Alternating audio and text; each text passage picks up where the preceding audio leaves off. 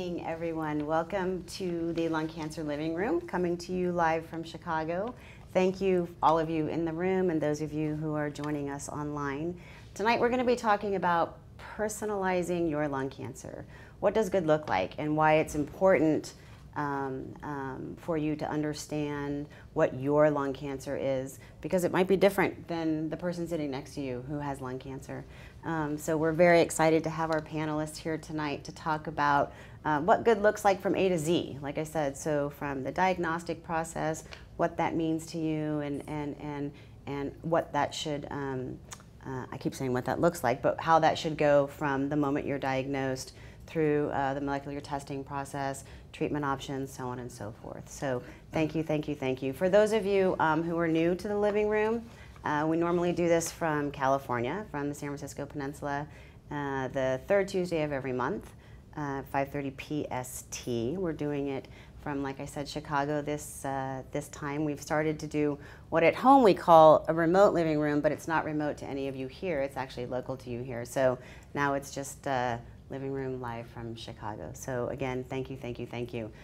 What I normally do is ask people in the room or online if they'd like to introduce themselves, say who they are, why they're here, why lung cancer matters. It's certainly not mandatory, but if anyone would like to do that, sort of speak now or forever hold your peace.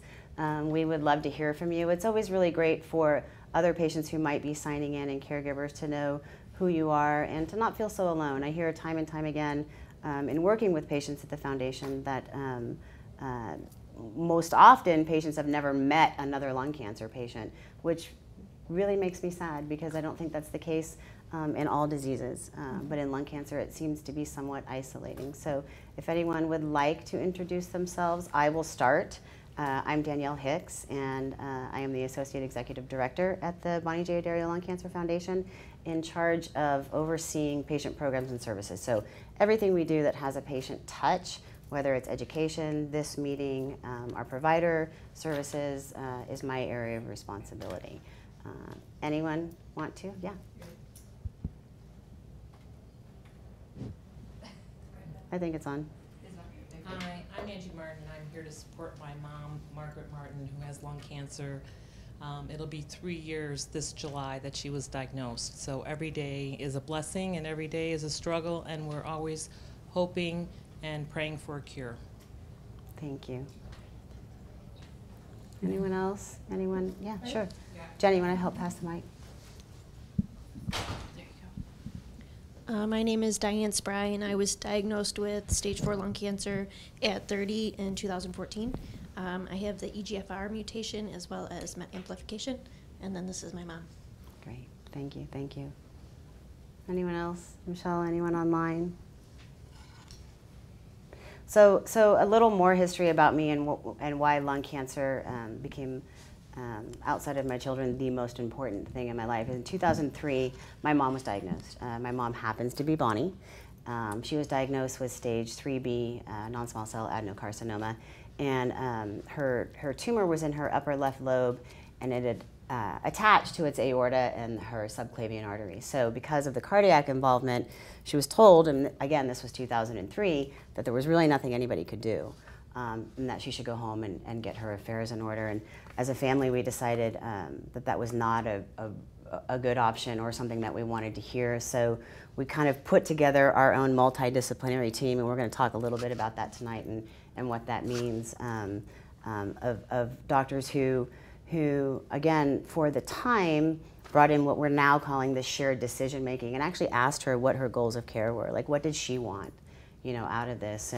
And her response was, I want you to throw everything at me that you can, because I don't want to go out not thinking that I didn't do everything I could, right, to try to make these outcomes be different. And she swore if she came out the other side that she would do something about sort of the injustice behind the fact that she had to go out and find this care on her own, that it wasn't readily available to her. And so after a series of very serendipitous events, chemotherapy and chemoradiation up front, then she had surgery, and she had her thoracic surgeon along with a cardiac team repairing the vessels coming off of her heart.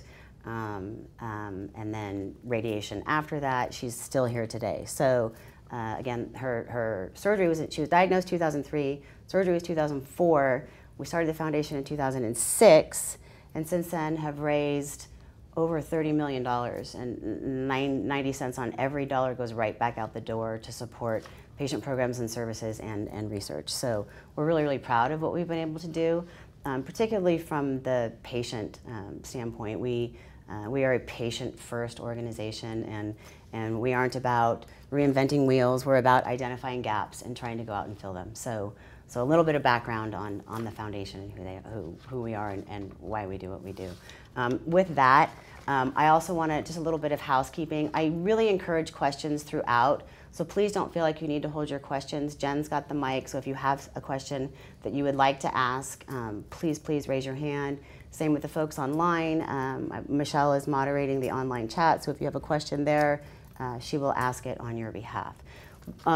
I used to introduce panelists based on their bios and what they'd send me, but rather than reading from a piece of paper, I always find that, I'm like this in the paper trying to read everything about them. I really find it to be more personal and more meaningful to the people watching if they can talk a little bit about themselves and who you are and what you do and why lung cancer is an important thing to you. So Dr. Cedar, do you want to go ahead and start? Yeah, my name's Chris Cedar. I'm one of the thoracic surgeons at Roche here in Chicago. I've been at Roche for about 5 years now. Prior to that, I did my cardiothoracic training, and prior to that, I did general surgery training. And when I was in general surgery, I really liked the multidisciplinary care of the cancer patient. And I wasn't sure of exactly what that was going to look like or how that was going to play out in my career. And I initially thought I wanted to be a liver and pancreatic surgeon and take out abdominal cancers. And then I saw the inside of the chest. And for me, that was it. And I knew that was where I was supposed to be.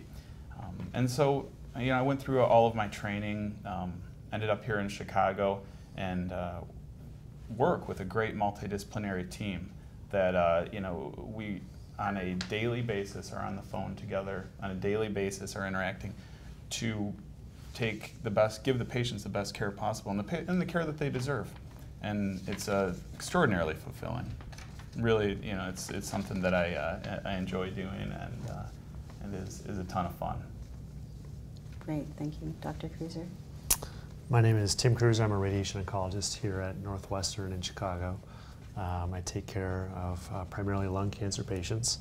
My first interaction with oncology came in medical school when I did a laboratory research stint, and I was working, kind of fell into this laboratory situation where I was working with a doctor who was examining molecularly targeted therapies against EGFR and how they interacted with radiation, how tumors became resistant to radiation. So that was my first introduction to cancer, was really in this realm of lung cancer. And since then I did a radiation oncology residency at the University of Wisconsin, and I've been at Northwestern now treating lung cancer patients with some excellent colleagues like Dr. Mohindra for about 3 years now. Great, thank you. Dr. Mohindra? Hi, so I am Nisha Mohindra. I am a medical oncologist at Northwestern, and I only specialize in thoracic malignancies. I have an unusual path. So I initially was an electrical engineer by trade, and I focused on optimizing economic systems, and it just took me becoming a patient to understand that that wasn't the path I wanted to take. So I came to medical school and then ultimately got into oncology, and I think especially lung cancer has that nice blend of, leading the field in terms of personalization with targeted therapies, with immunotherapy, chemotherapy, and it hasn't always been the case.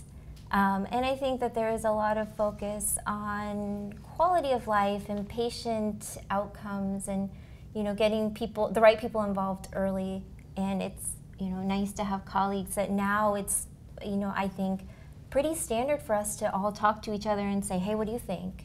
How do we do the best for our patient in their specific situation. So that is why I do it.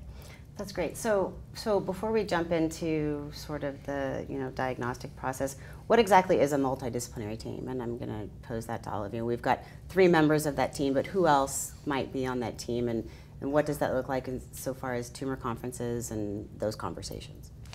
So at least at our tumor board, it truly is a multidisciplinary team. We have a pathologist there who goes over the biopsy results and if there are any molecular testing that was done, what the results of that is. And then we have our radiation colleagues, thoracic surgeons, and then the medical oncologists. And usually we present a patient's case and ask, as well as a radiologist, to go over imaging. We present the patient's case and ask specific questions, if there are some, about best management. Great.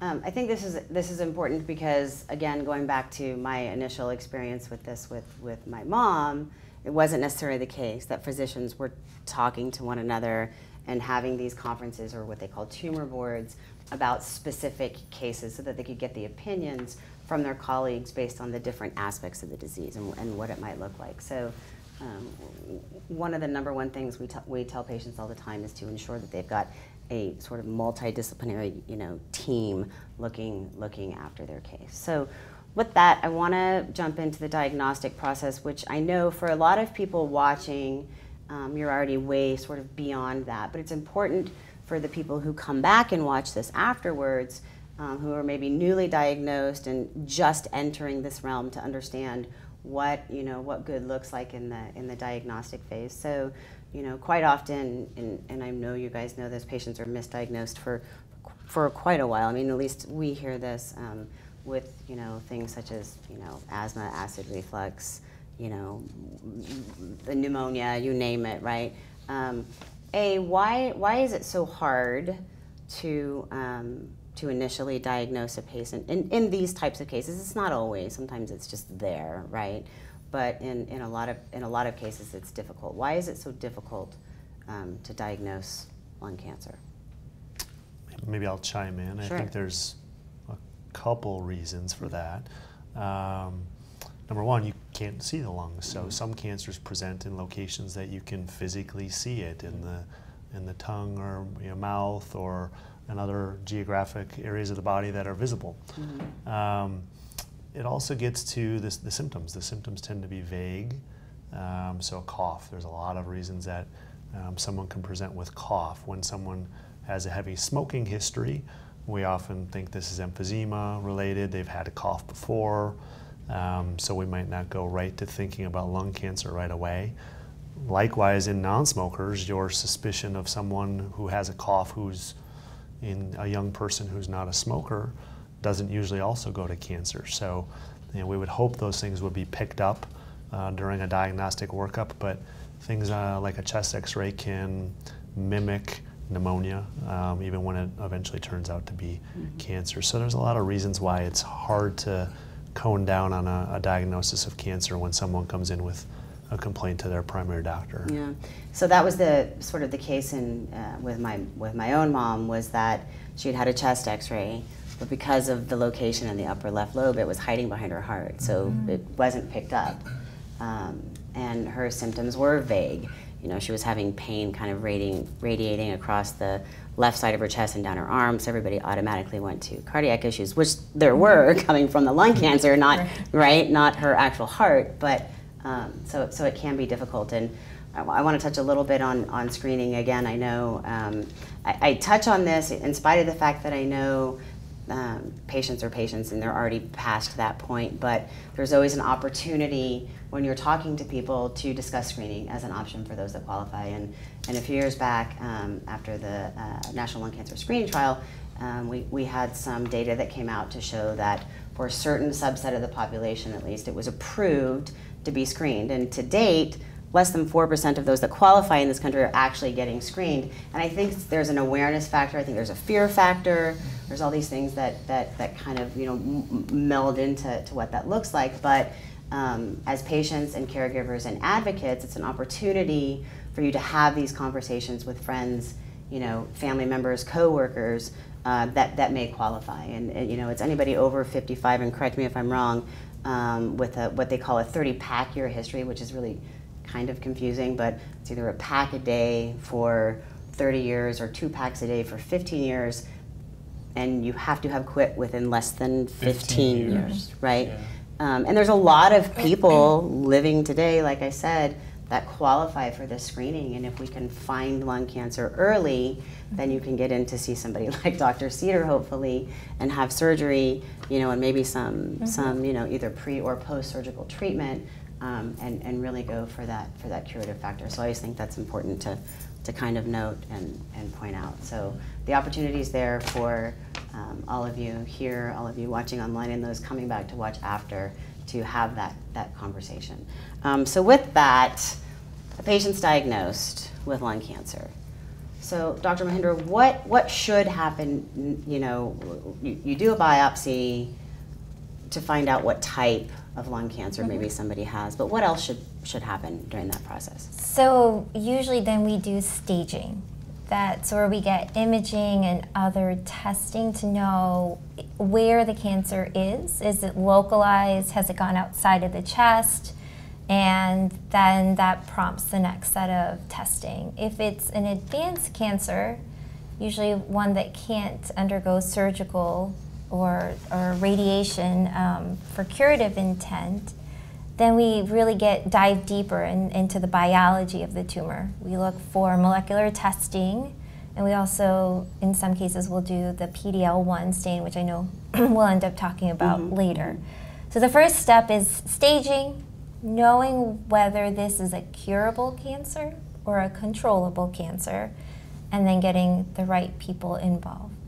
So what's the difference, and patients ask this all the time, so when you're doing this molecular testing, post-staging, right, or at the same time in tandem, in looking for targets that we know have approved therapies versus like maybe a next generation sequencing. Can you talk about the difference in those and when one might be more appropriate than the other? Sure, so at least in our algorithm of how we do it at our institution, we'll start with a smaller panel. And that's looking for molecular tests or molecular targets that we do have approved therapies for, because there are certain drugs that if you have this mutation, we know that that drug does better than chemotherapy. I think when we look at the broader panels, it's after we've used what we know would work for the disease, either chemo, immunotherapy, and we're trying to figure out what's another step or a new target to go after in terms of, is there a clinical trial for this new target, and is that something that we should be looking for? So usually where we start with the things that we know we have drugs for. I think there is a movement to getting all of that information up front, and I think that that's an evolving conversation. And I think that there's going to be some information about mutation burden. So how many mutations does your tumor have? And so I think that all of this field is evolving, but usually in the past it's been, do we have drugs for these targets? And then after we've exhausted some lines of treatment, are there options from a clinical trial standpoint or looking further and deeper? Great. And then, so we talked a little bit about staging before the molecular testing, and Dr. Cedar, for those patients who qualifies typically for surgery, what stage patients and what does that look like for them? So there are a number of different stages at which you could qualify for surgery. The most common patients that we operate on are what we call our early stage lung cancer patients. So those are patients with either stage 1 or stage 2 lung cancer. And what that means is stage 1, the tumor is completely confined and small enough, but completely confined to the lung. Stage 2 is typically, once it's gone to some of the lymph nodes inside of the lung, but it's still confined within the lung. As it gets to stage 3, some of the lymph nodes in the middle of the chest are involved, and stage 4 is after it's spread somewhere else in the body. And the most common group that we'll operate on is stage 1 and stage 2 patients, or your early stage lung cancer patients, because we know that those are potentially curable with surgery and sometimes with the addition of radiation, chemotherapy and radiation, or the addition of just chemotherapy. We can cure those patients. And so those are the most common the most common patients that we operate on.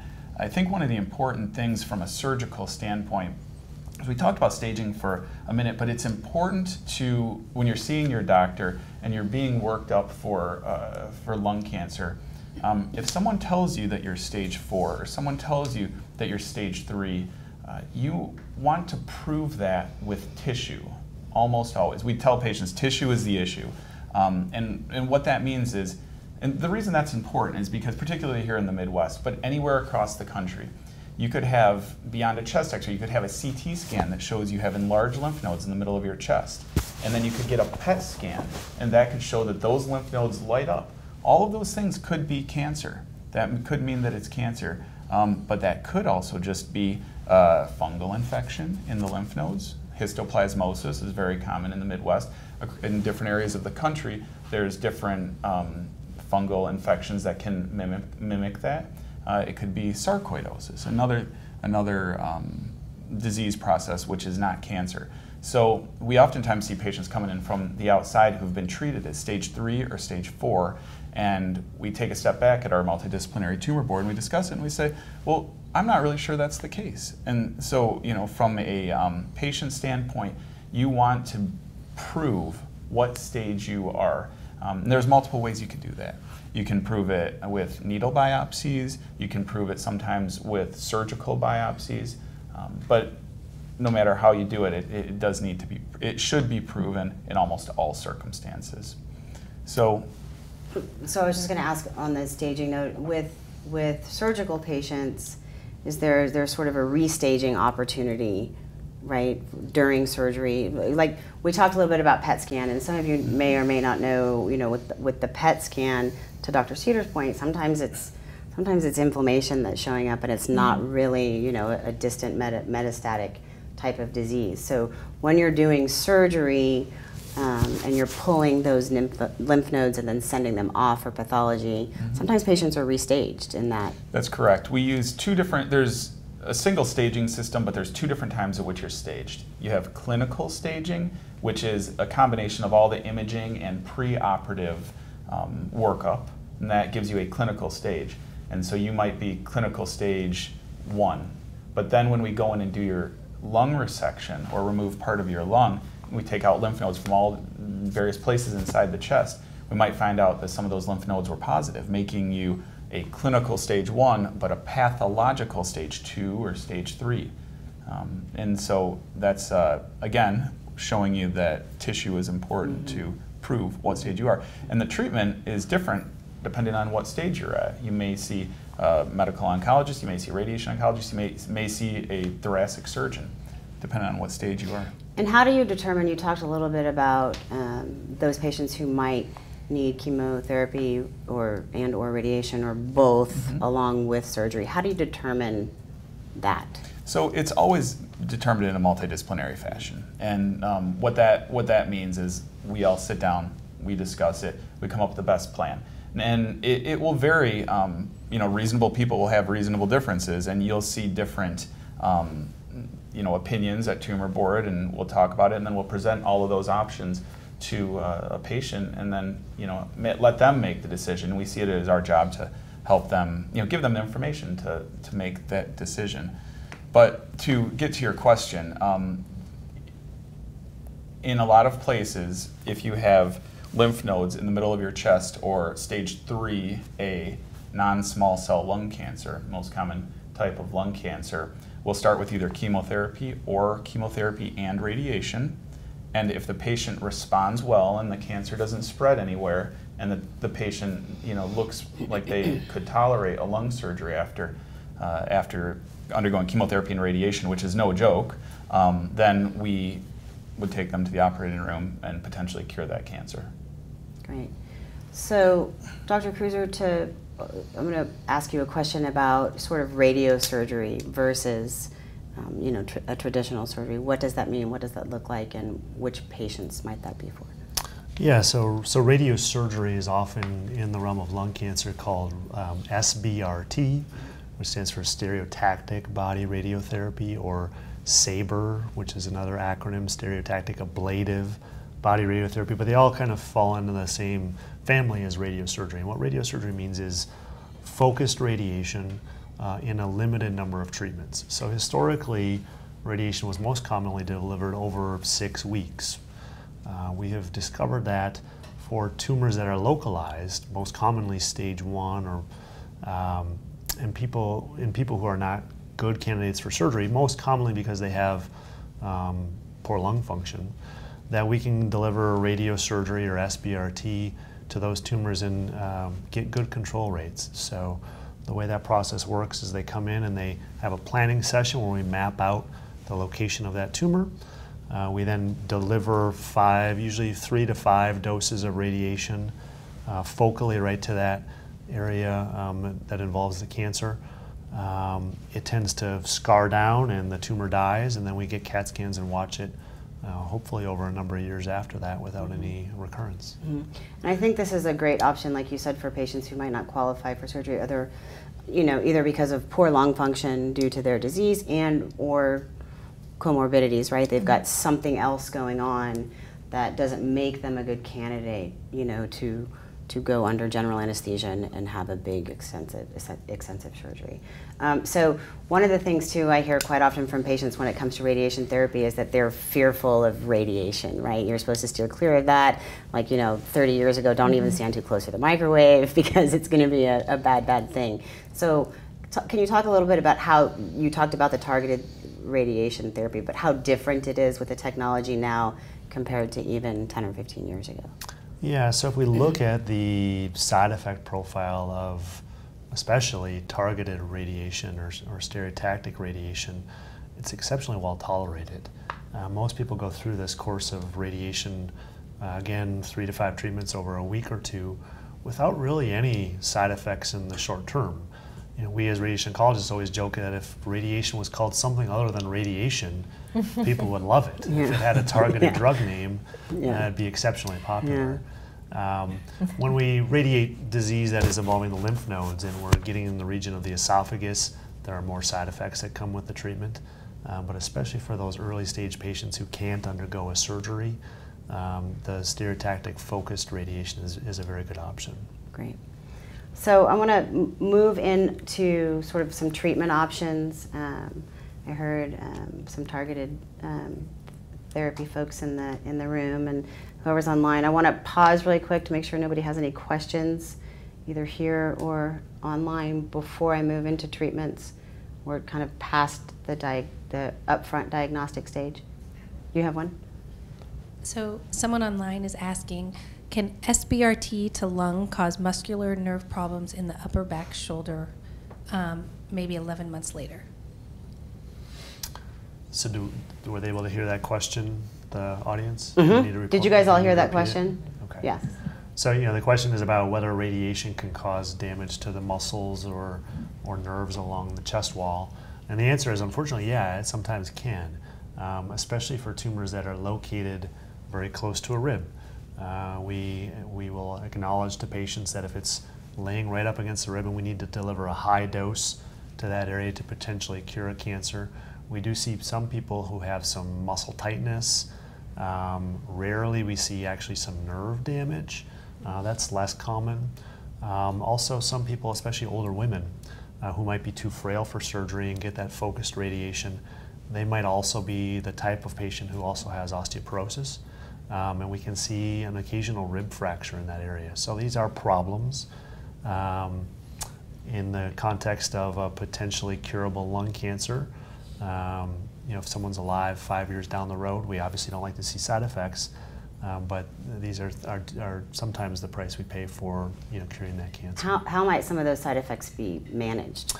Yeah, so rib fractures, if that happens, are usually managed with pain medications. They tend to heal up over time, but they certainly can be bothersome to the affected patients. The rib pain or chest wall pain can be problematic. It tends not to be severe pain. It tends to be the type of pain that is managed with Tylenol ibuprofen. It's rare that I have a patient who is requiring something like a narcotic pain medication for that, but it does happen at times. Great. Is that good? One more? Mm-hmm. Just So- talk louder. Okay. Are multidisciplinary tumor boards commonly found in community-based treatment centers versus academic medical centers? So I would say that almost invariably at university academic medical centers, there will be tumor boards. And oftentimes at community hospitals there are as well, but I think that's probably a little bit more variable than at the tertiary university centers.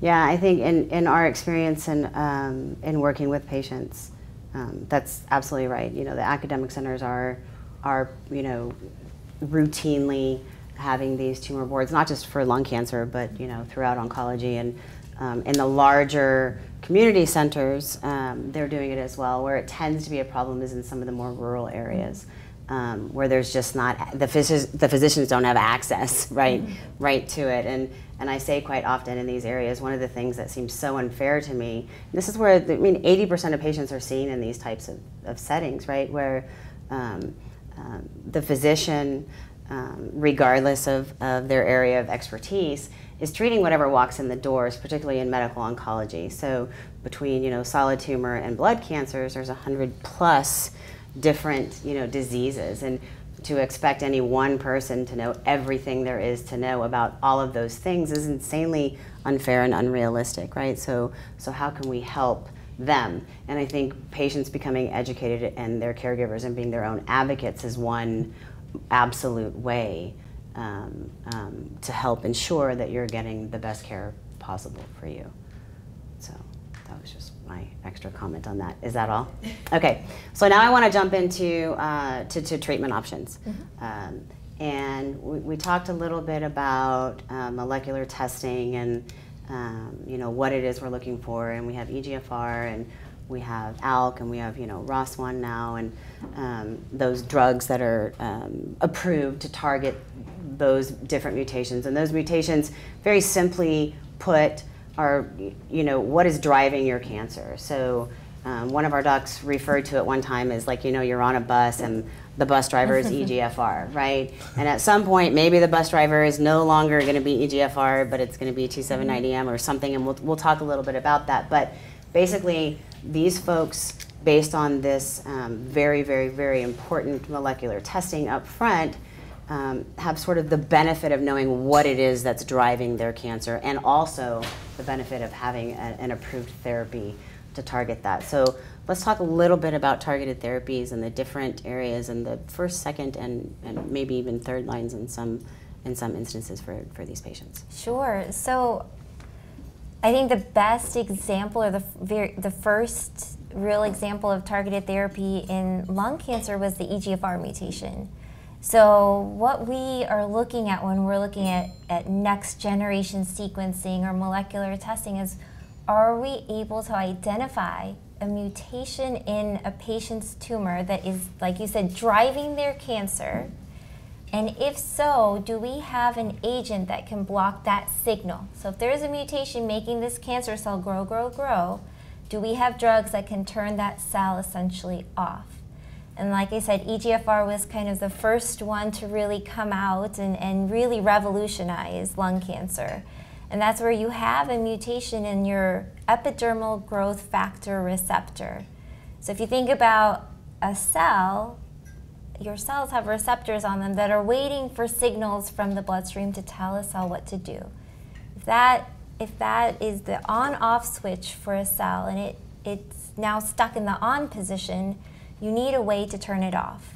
What chemo does is it kind of goes after any cell that's dividing quickly, and it's not as specific to a tumor cell. What these targeted drugs are doing are trying to become more specific and actually get to the source of where that signal is coming from. So we started out with the first generation drugs, which included gefitinib, Tarceva, and we've moved into second generation, which has afatinib. And I think the newest thing that changed a couple of years ago was we started to realize that several of these patients were all developing the same resistance mechanism, a new mutation called T790M. And we now have a drug for that. That drug, osimertinib, is now available even in the first-line setting.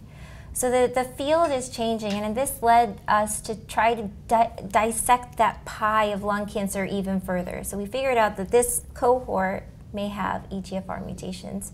And now I think we have several molecularly defined cohorts for which we have targeted therapies readily available. I think the challenge is trying to figure out the rest of the pie and continue to identify subsets and then good drugs for those subsets. I think it's one of those things where a lot of times patients, even in the targeted, so let me step back for a second. Quite often when patients don't have a target, right, they get really like bummed out, right? Chemotherapy is still a good option for a lot of patients. Right.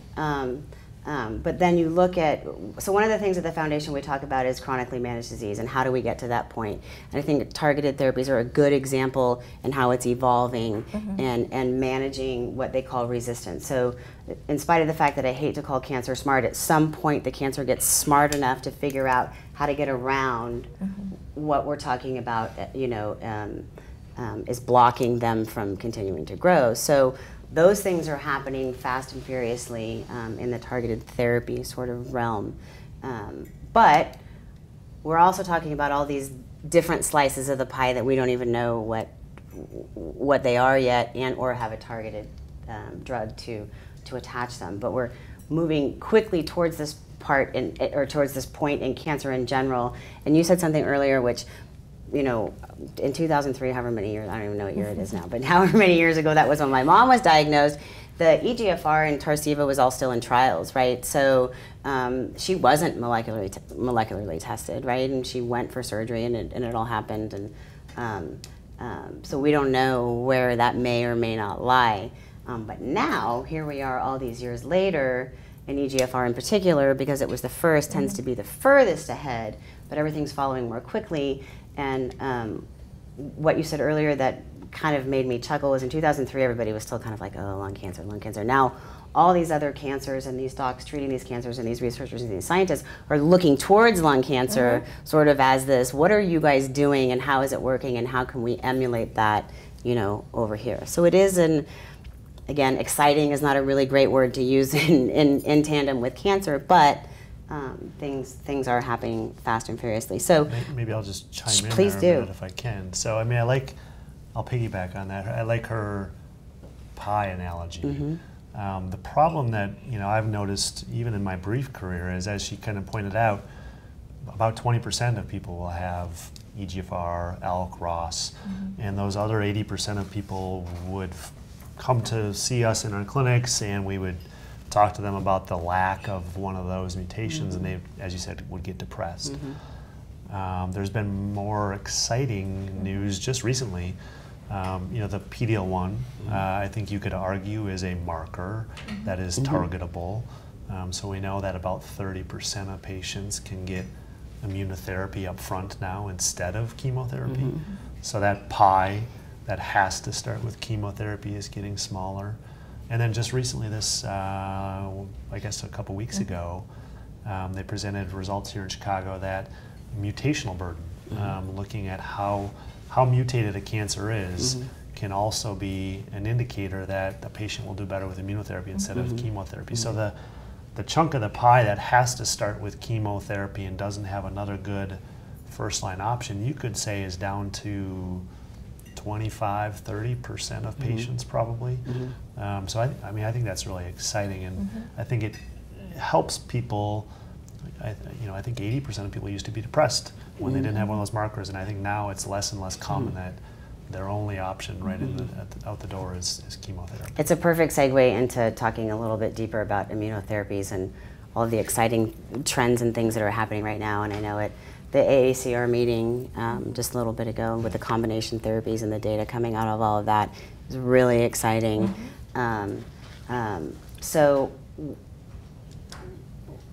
wouldn't it be great if we could harness our own immune systems to figure out what the cancer is, to find it, to attack it, and get rid of it before it turns into cancer, right? And that actually happens in our bodies regularly, right?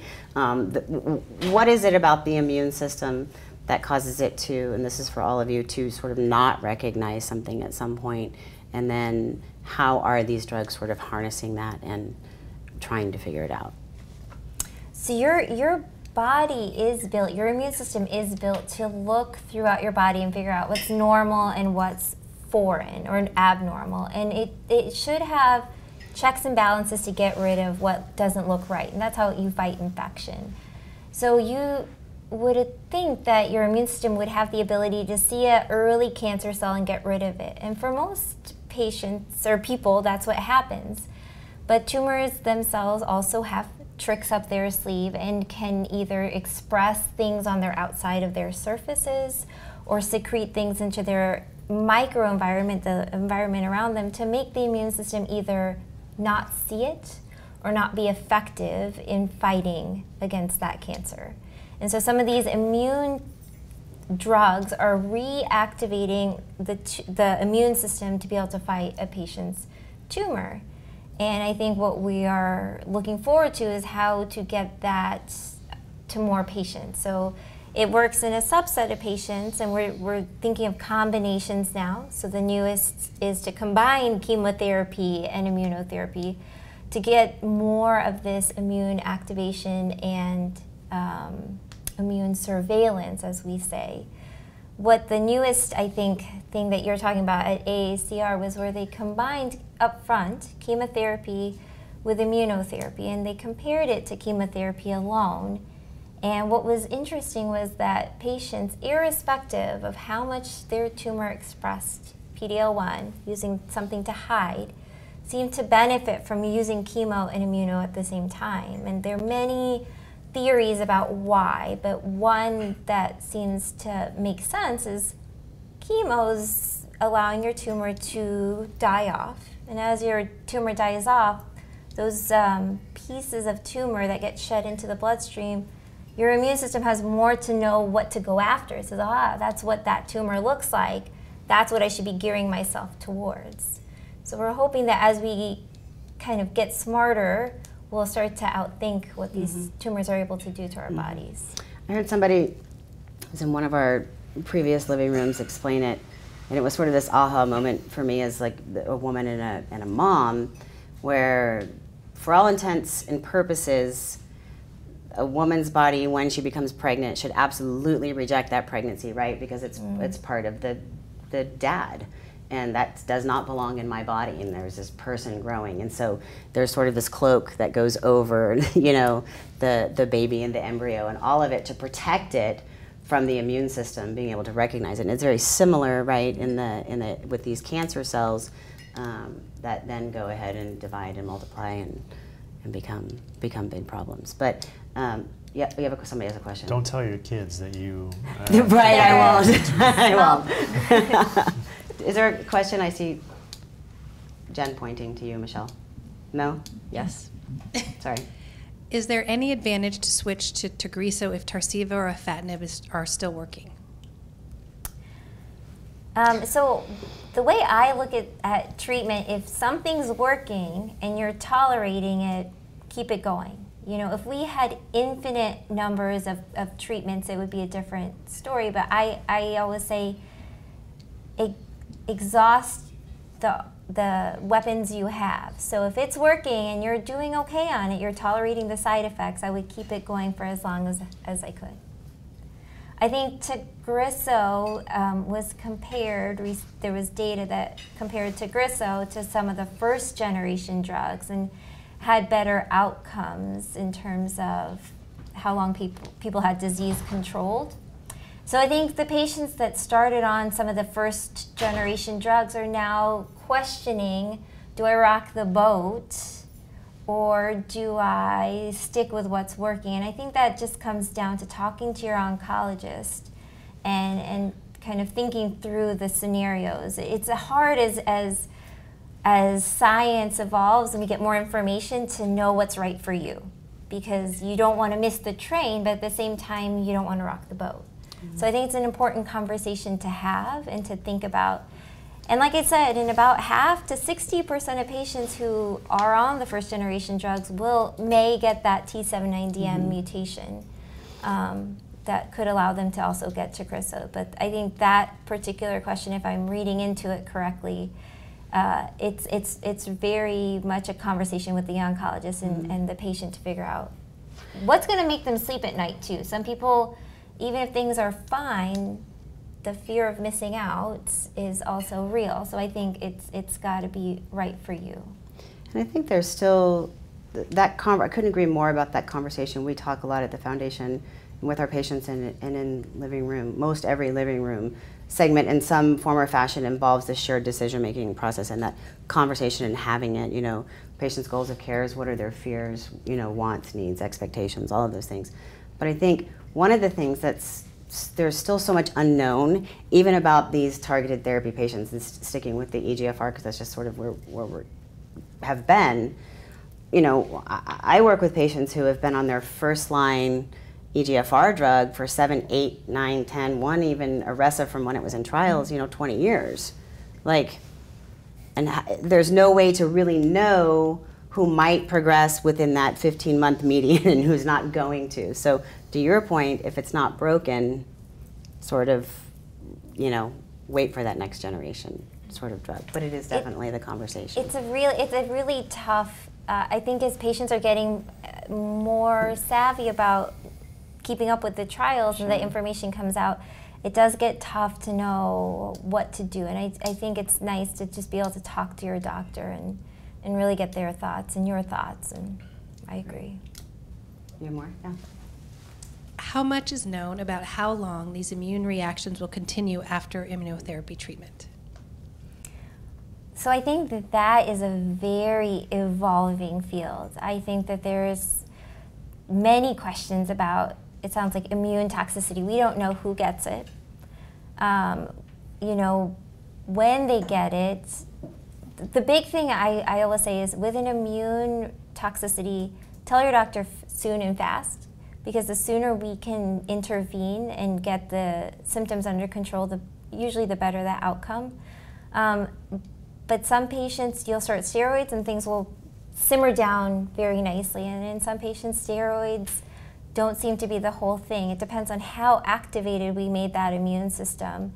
And sometimes we have to come up with other other immunosuppressive drugs.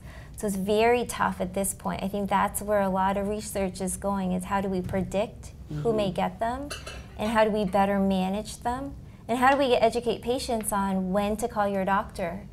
I think that's the hardest thing, because some of them start so subtly as just like a little itch that, turns into something else. And I hear all the time that patients don't want to burden their physicians with a little question about, some sort of itis that might be somewhere in the immunotherapy space. Any new symptom, you let me know, and then we can decide if it's something to really go after or if we can kind of. It's so important, and at the foundation we encourage patients also to call their care team to have these conversations, because to your point, Dr. Mohindra, getting a handle on it up front as opposed to waiting till now the patient's in the ER and they've been admitted, and now sometimes the side effects become actually worse than the disease itself, right? So it's strongly not just suggested, almost demanded that you call your care team. I mean, we deal with this in radiation too. There are a lot of side effects to radiation that people are uncertain if it's related or not. And I get the perspective of not wanting to bother Dr. Mohindra, but part of our job as physicians is to educate our teams, right? So I'm sure Dr. Mohindra's nurses are very good about taking phone calls and knowing if it's something that sounds like maybe it's an immune reaction. Right. My team is good at, fielding that phone call and understanding if that's a common toxicity from radiation or if that's something that needs to be, raise some alarm. Right. I'm sure it's the same with the, post-surgical issues too. Everyone has some degree of pain after surgery. Is that more than you'd expect this far out of surgery for the surgery you've had, or is that pretty much expected? And that's our job to figure that out and let you know. And so you should get a hold of your doc. Does anybody have any questions before we continue? Are you good with online? So kind of stepping out of the targeted therapy, immunotherapy space, going back to chemotherapy and radiation, when is chemotherapy used alone? When is it used in combination? How are those decisions sort of made? So Both of you, go ahead. Well, maybe you've had a lot of responsibility tonight. It largely comes down to, as we're talking about, staging. So as we move from stage 1 to more advanced stages, surgery becomes less utilized, chemotherapy becomes more important, radiation often falls somewhere in the middle. So for stage 4 patients who come in the door and they have tumors that have spread to other organs, most commonly they're starting with, I won't even say chemotherapy, I'll say a systemic agent, because we hope they have a targeted mutation, we hope they have high PD-L1 if they're in this unfortunate situation of having stage 4 disease, so they would start with systemic therapy. If they have stage 2 or 3 disease and maybe they're not the type of patient who can get surgery for their confined disease, then we're often incorporating radiation as part of their treatment in the upfront setting, usually in combination with chemotherapy for those stage 2 and 3 patients.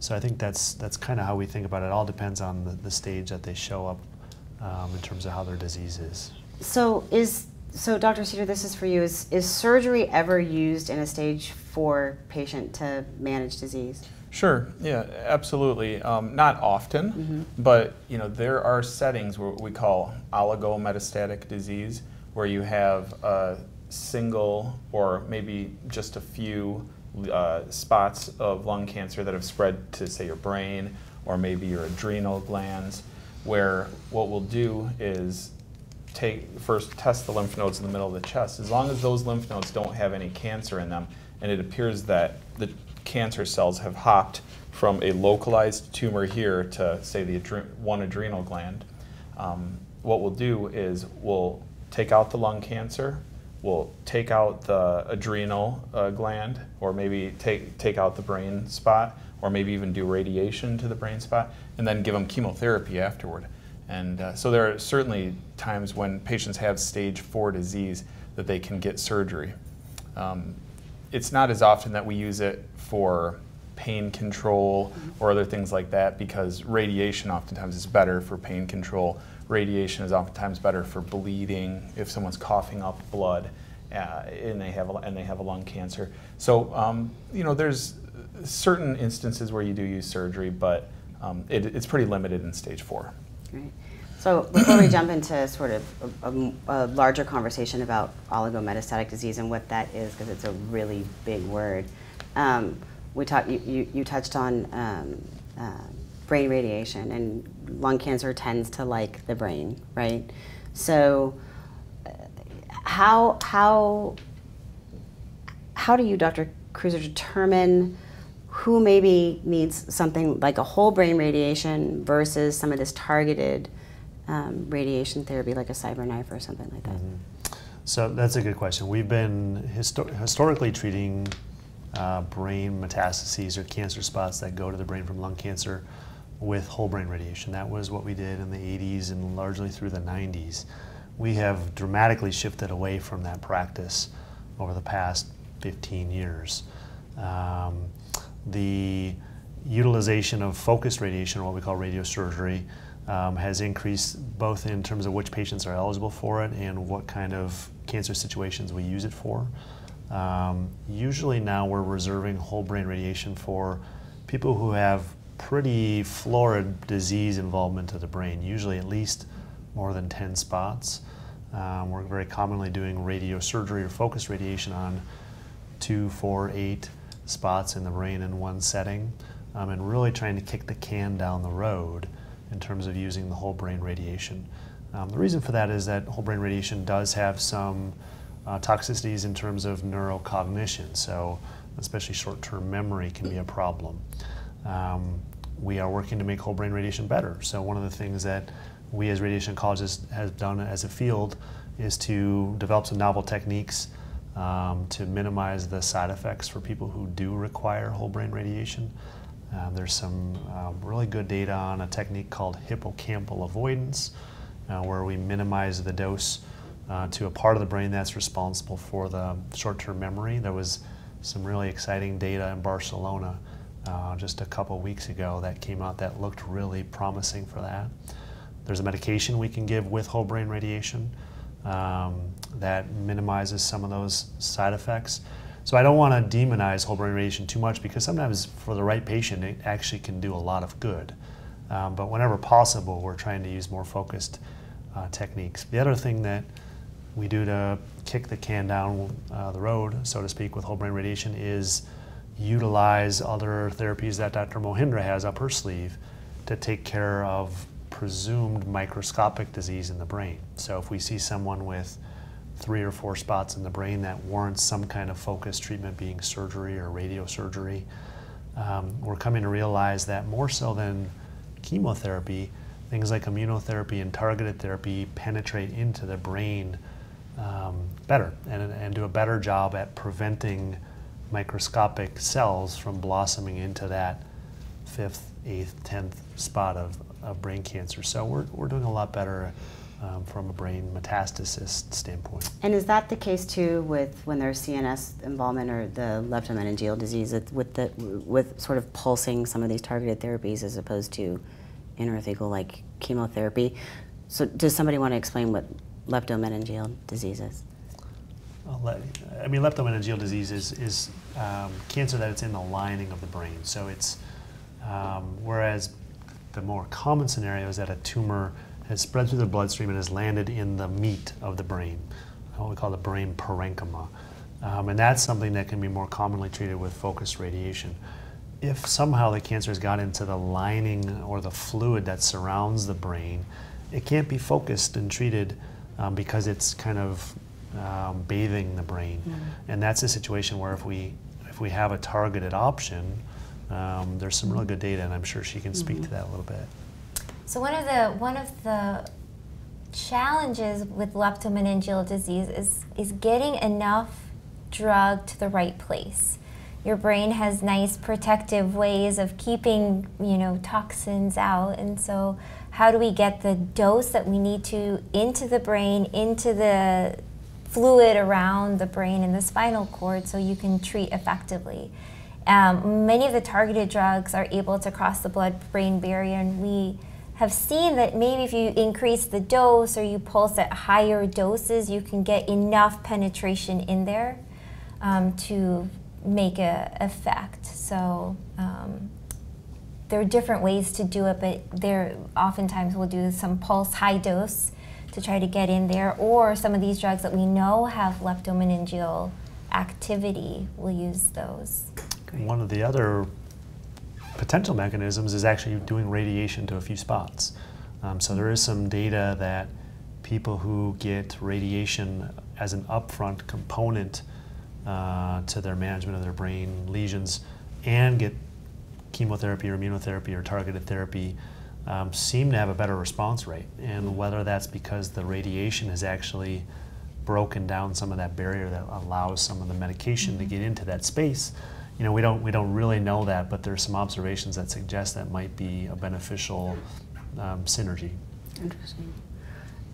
So now we're going to jump into this oligometastatic sort of space, and for such a big word, I'm going to let the experts talk about it, but basically what it means is, and what I want them to kind of help to answer for you guys is, how do you determine when it might be a true progression on a drug versus maybe what they call oligometastatic disease, or 1 or 2 or just a few little spots. In other words, your current therapy is still allowing or still working on most of your cancer, but there's some stubborn little spots. And how might you treat that? How might you identify it and then treat it? So I think that there are actually 2 concepts that sometimes get a little jumbled. So there's oligometastatic disease, which means that you do have stage 4 cancer, but it's only gone to 1 or 2 spots outside the chest. And then there's oligoprogressive disease, which means you're on a drug and it's treating the majority of your disease, but you have 1 or 2 bad spots that just aren't listening anymore. And they have similarities in how we treat them. So I'll start with what you're talking about, oligoprogressive disease, that usually happens when you're treating systemically, so it's not a patient who is curable, and most of the disease is listening to what you're treating it with, and there may be 1 or 2 spots that just aren't. And so if that's the case, you don't want to throw out a good drug that's controlling the masses. You just kind of want to pick the weeds that you can and use that drug for longer. And that's when we'll often utilize our radiation colleagues. There's, more, I would say, more practice style in utilizing radiation in those cases than surgery. And in that case, you're just radiating the places that aren't listening and keeping the drug on that is working for the majority of the disease. So Dr. Cruiser, can you explain, because patients will ask all the time, especially when it comes to radiation therapy, those that aren't necessarily afraid of the word, but that are like, why can't you use it as sort of a whack-a-mole sort of approach to treating the cancer? Like, just go in, you've got this targeted radiation, hit every single spot with it. Can you talk a little bit about Yeah, no, it's a very common question, and it's something I wish we could do more effectively. For a limited number of spots, we can to some extent, and there's actually some recent data that for the true oligometastatic patient meaning someone who comes in, has been diagnosed, and has some cancer in the chest and a few spots outside the chest, that there might be a good reason to do that, to try to whack-a-mole those few other spots in conjunction with immunotherapy or chemotherapy. For the person who has widespread disease that has been progressive and is advanced, we have to be thoughtful and judicious about how we use radiation, because every area that we give radiation to in a fashion that can control enough tumor can potentially damage some nearby tissue, and often that's not a problem. But if we, for example, radiate 6 or 8 spots in the lung and damage a portion of the lung in each spot, that's too much lung damage. 1 or 2 spots is not too much lung damage, but 6 or 8 might be. Same with bone spots. The bone marrow, in a region that we radiate, if we radiated 15 spots in the bone, we would start to erode the bone marrow to a point where patients wouldn't be able to receive chemotherapy because they couldn't make enough blood cells. So we want to make sure we're thoughtful and only treat spots that are problematic, are going to cause a symptom, are going to cause a fracture. We don't want to burn the normal tissues and harm the patient. And I think what's hard sometimes to conceptualize is that a lot of times we treat what we don't see. So if the lung cancer traveled to another site outside the chest, it probably learned how to do so either by traveling in the bloodstream or in the lymph system. And so you want to make sure you're treating what you see and what you don't see. If it knows how to travel, you may not be able to see those cells, and that's where radiation may not get to those cells. And in most patients, treating by vein or something that gets everywhere makes more sense. And we've had instances where oligoprogressive disease has been radiated, and then it comes back again, and we'll present it in a multidisciplinary fashion, and the radiation oncologist will tell me, well, this patient can't get any more radiation to that particular spot. That may be a time when you would operate and take that spot out. And we do that on occasion, take out spots in patients who have previously been radiated and it came back, which is rare, albeit, but sure. Sometimes occurs. Sure. So when a patient is truly progressed, right, their drug's no longer working, is this an opportunity for a rebiopsy, and on which patients is it, and why? A lot of times with the targeted drugs, I will either consider a liquid biopsy, which is a blood test, or a repeat biopsy, because there are many mechanisms by which a tumor can outthink your treatment, and for some of them we do have other agents that could work. And I think earlier we heard about EGFR and MET amplification, and there are 2 ways to target both those pathways. And so when someone's on a targeted therapy, I will often repeat some kind of information testing to get more of that DNA information. I usually will start with a liquid biopsy, and then if I don't get information I need or want, I'll do an actual biopsy. Can you explain a little bit about liquid biopsies and where we are with them today? Yes. So a liquid biopsy is where it's basically a blood test where we can detect, we can spin it down, the blood sample, and take out the normal cells, and what we're left with is plasma where there is DNA that often can be from the tumor. So if you think about a tumor as it's either growing, dividing, or dying, it starts shedding some of that information or those DNA particles into the bloodstream, and now we have ways to test and analyze a patient's blood and know some of that tumor DNA information from their bloodstream. There are some great benefits. It's non-invasive, it's a blood test, the turnaround time is, you know, on the order of 7 to 10 days.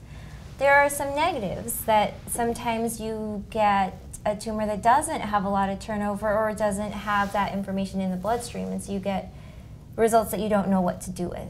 And that can happen with any of our molecular testing. So in that case, I will get a biopsy. Okay. But it's a non-invasive way, it's a blood test, and I think there is movement in that field to try to start with those and then. And in the targeted therapy space, when you are doing this, regardless of whether it's a blood or tissue-based biopsy, what are you looking for? We're looking for either why a tumor is starting to not listen, so another resistance mechanism or another pathway that may be now, as you said, co-driving with this mutation that we can target. When you get genetic information back about a tumor, you're right, it's very tough to figure out who's driving and who's just along for the ride. And you know, is one driver taking a back seat while another driver is starting to act up? So it's interpreting it, and we're getting more sophisticated in trying to understand that. But what we're looking for is there another mechanism that we can still target and get the cancer under control. So are there questions before I move to the next sort of? No? We're good.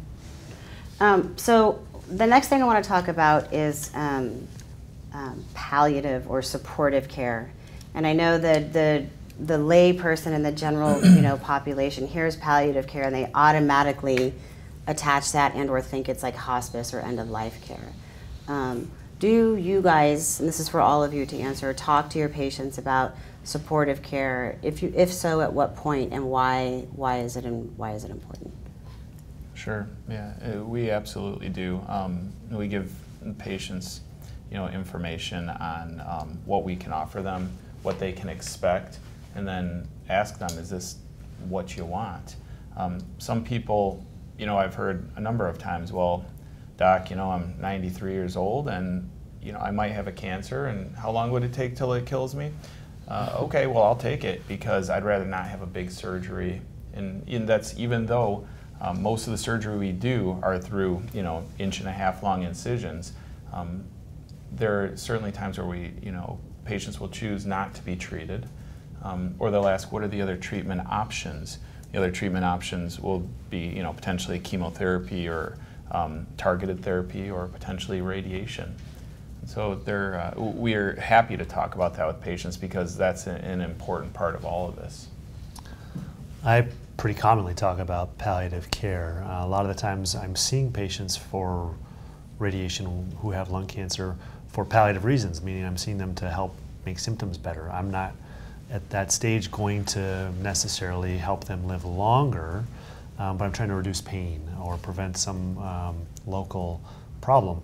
So in the context of me saying, look, you've got pain, you've got symptoms, we have a team who would work side by side with our medical oncology team to focus on the symptom side of things. So focus on appetite, focus on energy, focus on pain, and those are things that they're very, very good at doing.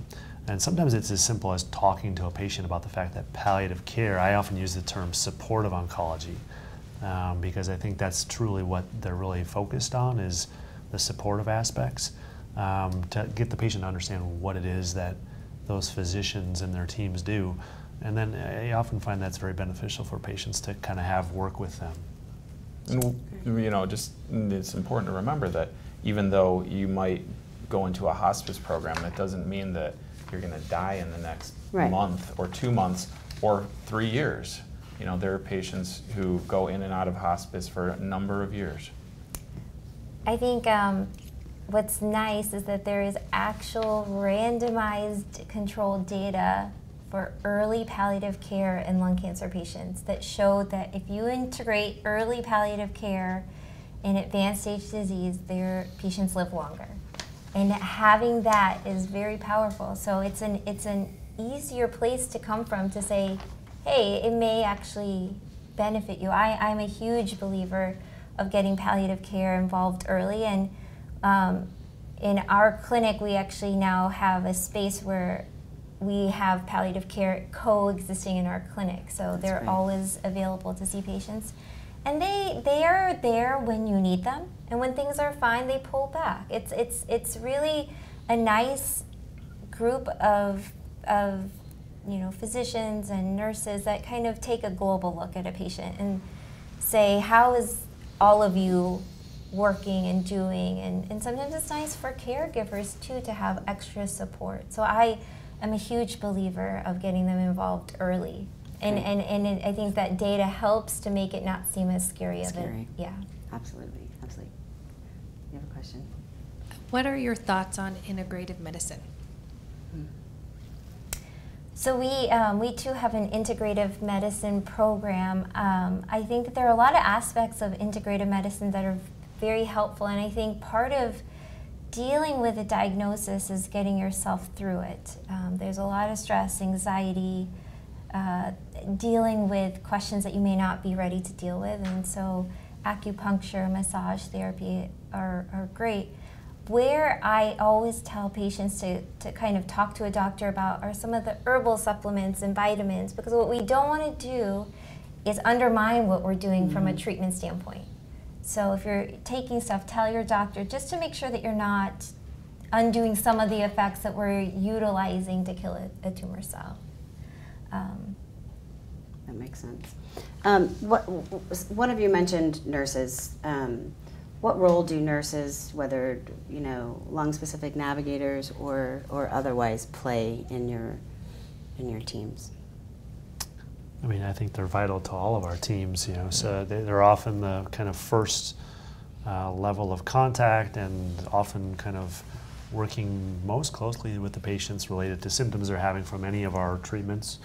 So they're certainly vital team members. As they work with any of us in our specialty, they get to know the issues much better than, my nurse knows much more about radiation side effects for lung cancer than the medical oncology team, just because they're seeing it every day, and vice versa. So they're really specialized, and as they grow to be part of your team, they just really get connected to the patients and do a lot of good for them.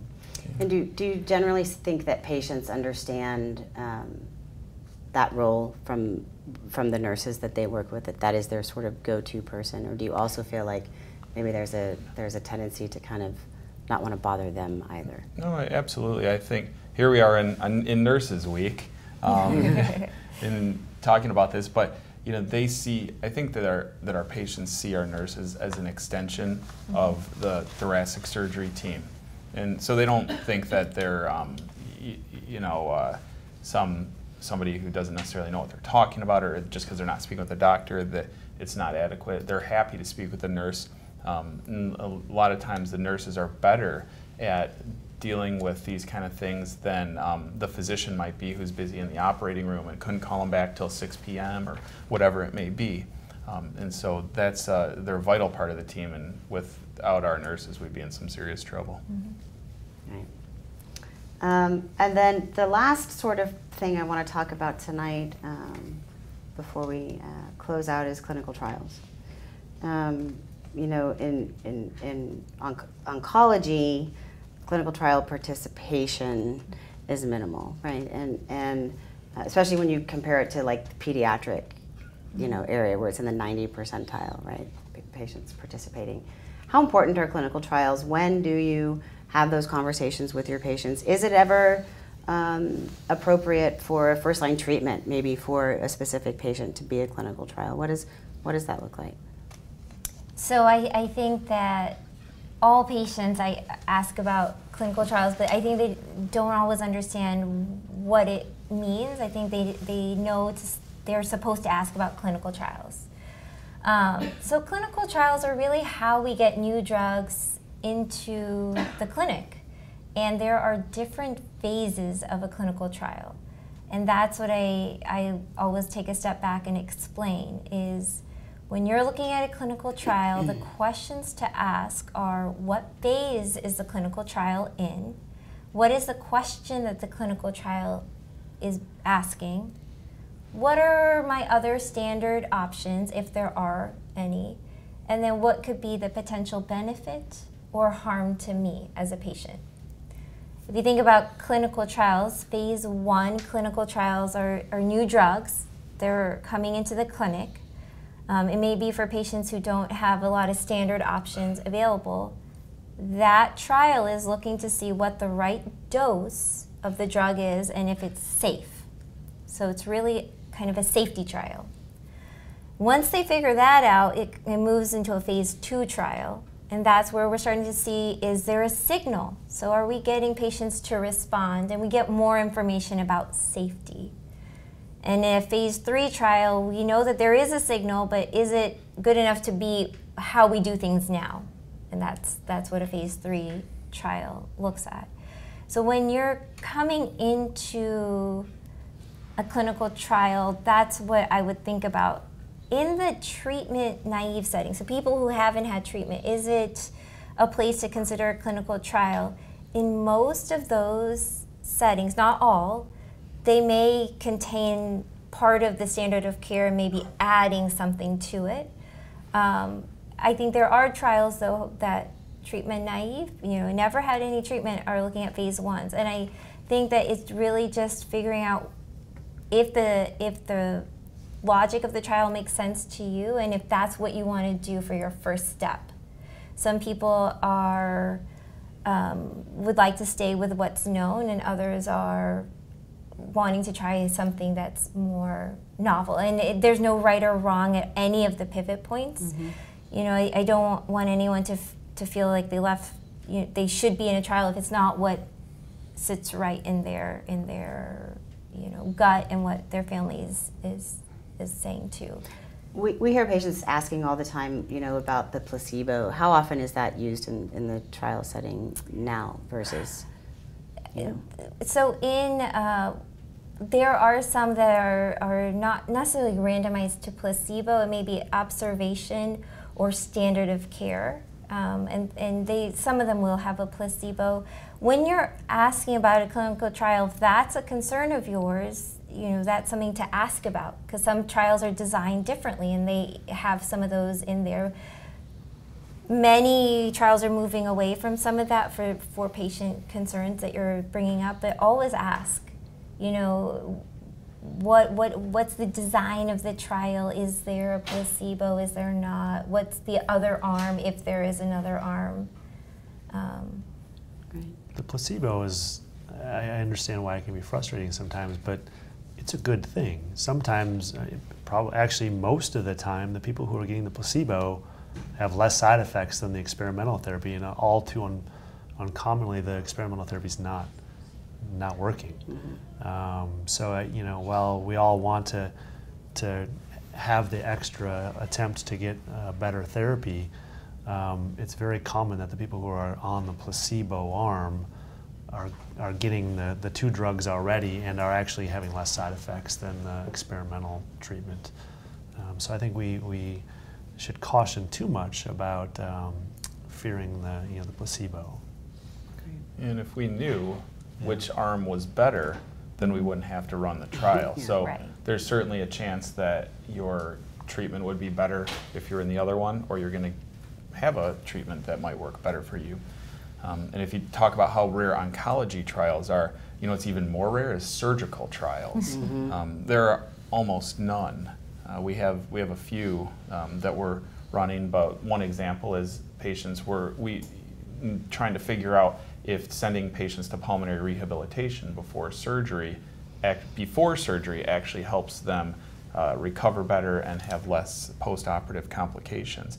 And so there are some surgical trials, but you might get randomized to the arm where you don't get pulmonary rehab.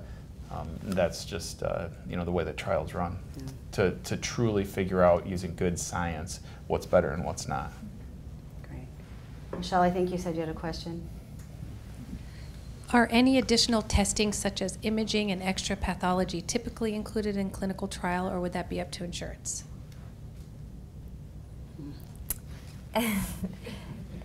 It's not a one-size-fits-all.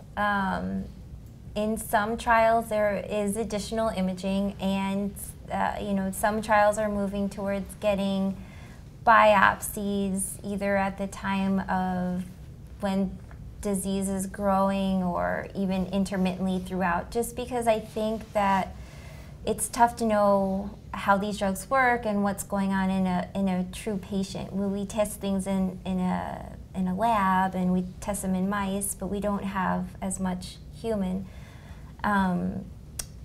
information.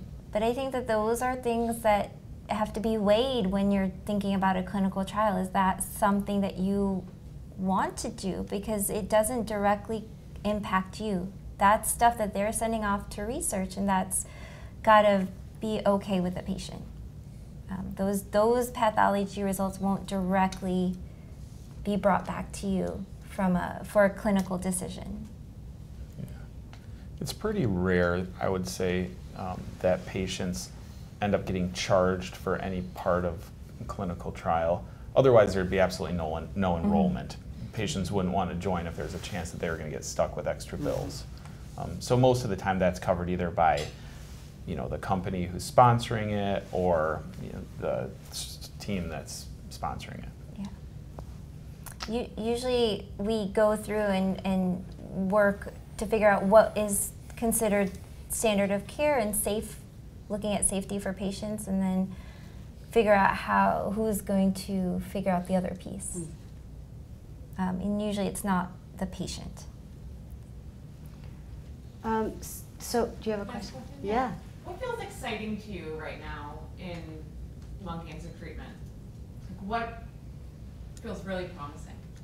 I'll just start with this one. What's exciting to me as I sit here and listen to my colleagues talk is, we're talking about the newest thing that we found out last week and the week before that and the conference 2 weeks ago. So this isn't the same lung cancer treatment that we were talking about a year ago, 2 years ago, or 5 years ago. In fact, it's not even the same lung cancer you were talking about 3 weeks ago. And so that's really exciting. And that's not even talking about the surgical aspects and minimally invasive surgery and the way that we're taking out lungs through tiny incisions, and patients have 2-day length of stay, two-day hospital length of stay. There's a lot of really new and exciting things in lung cancer care, and it's rapidly coming at us. It's an interesting time, and it's really exciting. And there was a conference a couple of weeks ago where we were discussing how do you figure out what your standard of care is when you design trials, because that's evolving. That's changing, very rapidly. I think what's nice is that people are getting the data out at all opportunities. So I think it's really exciting. I agree with you. 10, 15 years ago, there wasn't a lot going on in lung cancer, and now every week something is coming out. The other thing I'll add is, as all these systemic therapies get better, we see these trials at ACR come out that are very positive with better survival and less toxicity. There's more and more rationale for inclusion of local modalities. So this idea of oligoprogression, right? If we can control 90% of the cancer spots, all of a sudden the value to taking out that one that's not behaving is even more important. So a lot of the advances are really in the systemic therapy realm, but those make the rationale for a minimally invasive surgery or a stereotactic radiation treatment, which are also getting better, just that much more important. Yeah, that's great. That's great. Thanks for the question, Nicole. I was gonna close with the final thoughts, but no. But I think the way you posed it was even more. It was great. It was great. Before we close up the meeting, does anyone in the room have any questions for our panel? They are here. They want to. Yeah.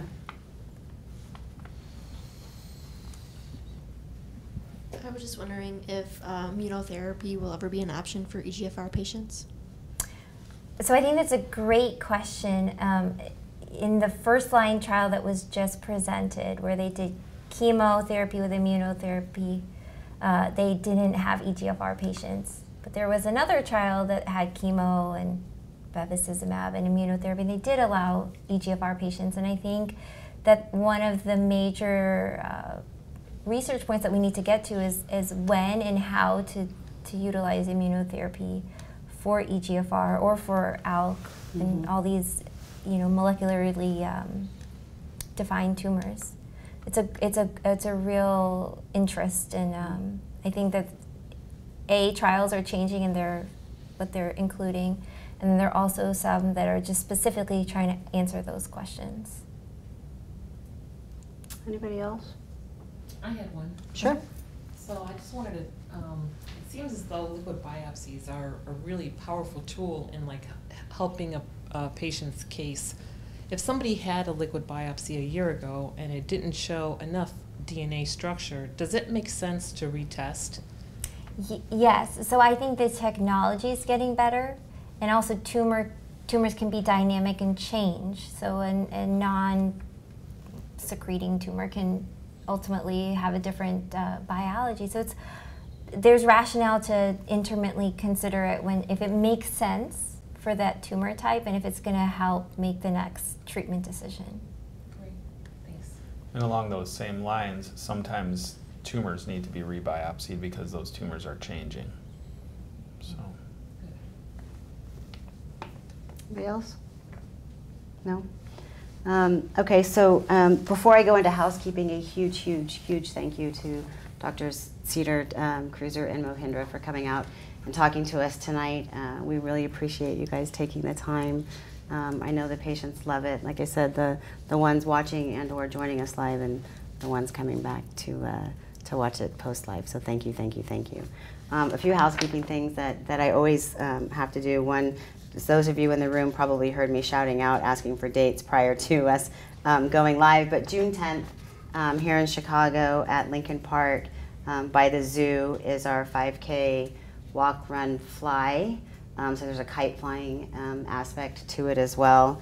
And then Roche is hosting a barbecue right after. So it's a really great day. It's a great opportunity to come out and meet new patients, to hang out with one another and celebrate all the great things that are happening in this space. So please join us if you can. There's more information outside for those of you who want it. Again, a huge thank you to our physician panel, most importantly to the patients and the caregivers in the room, online, and those who will come back and watch. We do this for you. You are why we do it. We always love feedback too, so anything you want to give us, good, bad, or otherwise, how can we improve on this, make it better for you, show you what you want, we're happy to hear. To the hotel here for helping us with the food and the wine and all those goodies outside. To the film crew for coming in very early this afternoon and setting up all the equipment and the live stream and all of that. To ALCF staff who are here in the room with us, thank you for your support as well. And then of course to our sponsors, without whom we couldn't bring this to you. So Bristol Myers Squibb, Lilly, Novartis, Genentech, Merck, Astellas, Celgene, Tesaro, Yahoo Employee Foundation, Takeda, Medtronic, Boehringer Ingelheim, AstraZeneca, and abbvie. They all support this meeting so that we can bring it to you every month. And that's a long list of industry partners who really believe in lung cancer and are working hard every day to change what the landscape looks like. So thank you to everyone for coming. Please feel free to hang out and chat for a little bit. We will all be here. So thank you very much.